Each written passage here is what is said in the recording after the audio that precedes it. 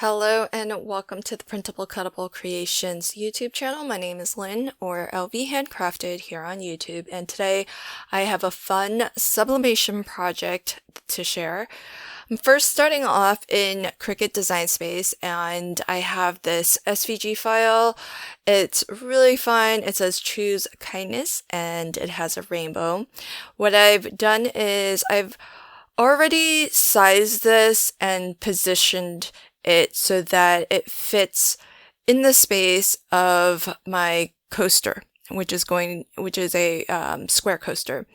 And what I did was I made 4 small squares around my design that's also just outside the perimeter of where my coaster would be.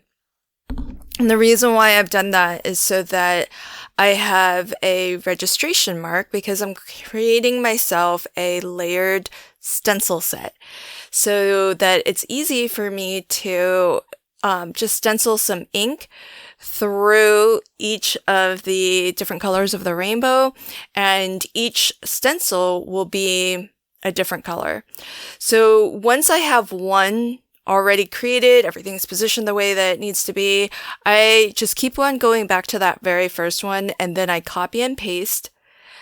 Then for each subsequent set that I create, I want to keep those 4 small squares. Those are my registration points. That's how I know that when I'm stenciling, this is all going to line up and everything's going to fit exactly where it should relative to the rest of the design.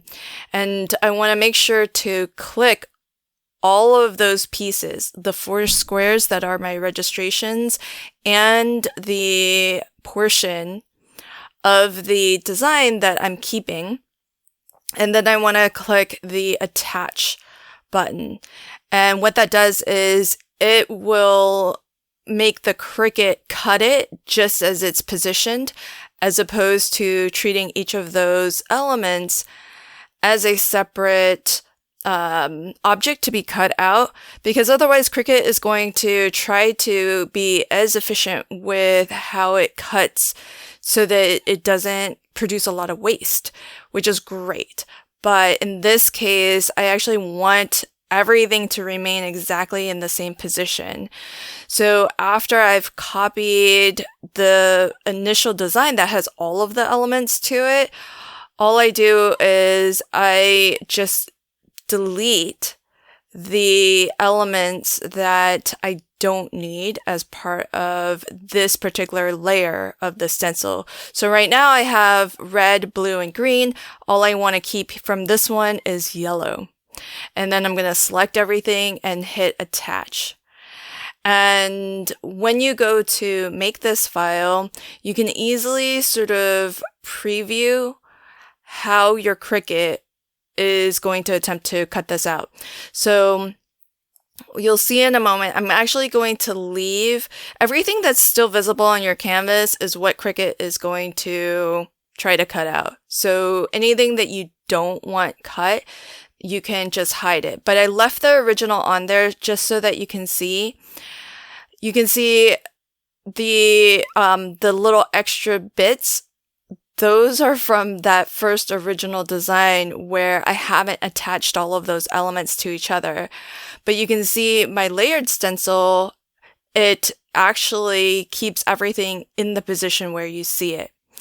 And so I only wanted to do that just so that you could see how the Cricut, if you've never used it before, will try to be very conservative with how it positions things to cut.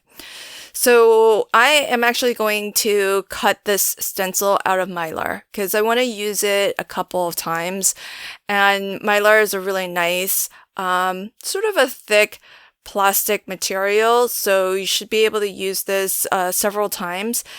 And this one I don't think will last forever, only because there are some very delicate parts of this stencil. Now, the project that I'm making today is a sublimation project. So anytime you do sublimation, you just need to create your design on some plain old copy paper. But if you have text as part of your design, or if you have something that is very specific and directional, you want to make sure that your design is mirrored.